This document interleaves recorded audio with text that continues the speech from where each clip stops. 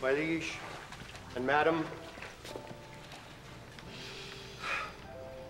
to expostulate what majesty should be, what duty is, why day is day, night, night, and time is time, were nothing but to waste night, day, and time.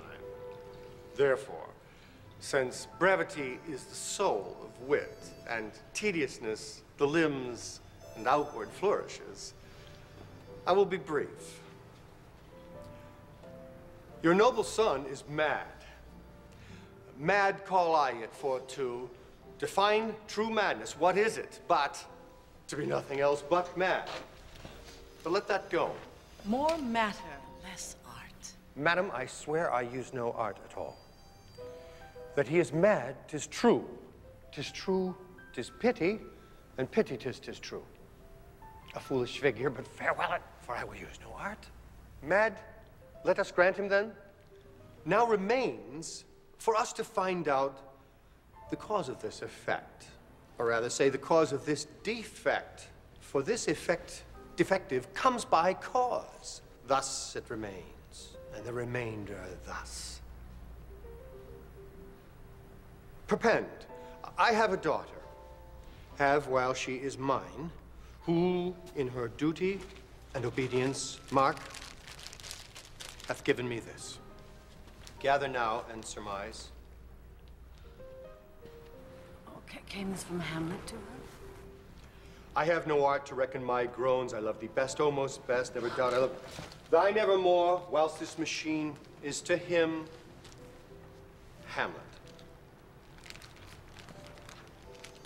This in obedience hath my daughter shown me, and more above hath his solicitings as they fell out by time, by means and place, all given to mine ear.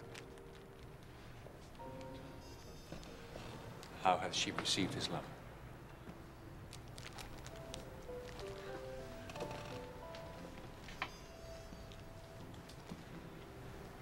What do you think of me? As of a man faithful and honorable? I would fain prove so, but what might you think when I had seen this hot love on the wing? As I perceived it, I must tell you that before my daughter told me. What might you or my dear majesty here think if I had looked upon this love with idle sight? What might you think? No, I went round to work, and my young mistress, thus I did bespeak. Lord Hamlet is a prince out of thy star. This must not be.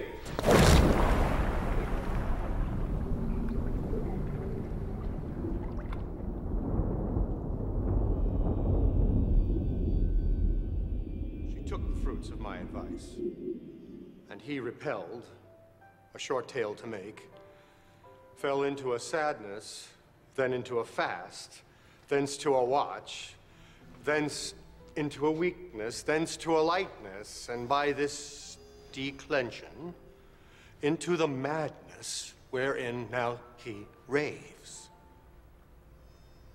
And all we mourn for. Do you think 'tis this? It may be, very like. Take this from this, if this be otherwise.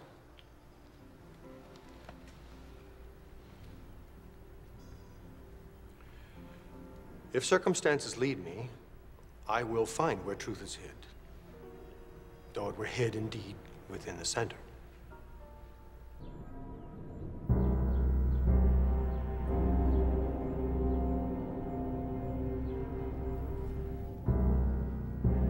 To be or not to be, that is the question. Whether 'tis nobler in the mind to suffer the slings and arrows of outrageous fortune, or to take arms against a sea of troubles, and by opposing, end them, to die, to sleep, no more, and by a sleep to say we end the heartache and the thousand natural shocks the flesh is heir to. 'Tis a consummation devoutly to be wished. To die. to sleep, a chance to dream. There's the rub. For in that sleep of death, what dreams may come when we have shuffled off this mortal coil must give us pause. And there's the respect that makes calamity of so long a life. For who would bear the whips and scorns of time, the proud man's contumely, the insolence of office, the law's delay, the pangs of disprised love, when he himself might his own quietus make with a bare bodkin? Whom would fardels bear to grunt and sweat under a weary life, were it not the dread of something after death? That undiscovered country to whose bourne no traveler returns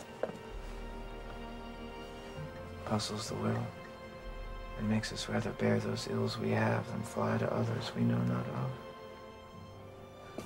And thus conscience does make cowards of us all. And thus the native hue of resolution is sicklied o'er with the pale cast of thought. And enterprises of great pitch and moment in this regard, their currents turn awry and lose the name of action.